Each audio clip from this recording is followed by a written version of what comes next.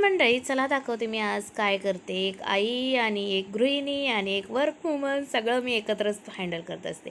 तर काल उरलेलं थोडंसं पुरण होतं, मग ते पुरणपोळ्या करायला घेतले. पण निशांग मध्ये लुडबुड करत होता, त्याला एका कोपऱ्यात बसवलं आणि मी पुरणपोळ्या करायला गेले. पण एवढा पसारा झाला की तो आवरेपर्यंत नाके नऊ. काल भयानक पाऊस पडला, पण आज पाऊसच गायब झाला. आणि निशांगने बघा काय करून टाकलं. हे जे निधीचे कलर आहेत ते घेतले आणि अख्ख्या ते स्वतःला पसरून घेतले, स्वतःला कलरफुल करून घेतलं आणि सगळी फरशीही कलरफुल करून गेली. मुलांच्याकडे लक्ष द्यायला कोण नसलं की हे असं होतं. आपण आपल्या कामात राहतो आणि एकदा जर आपली नजर हटली की हे असे पराक्रम करतात.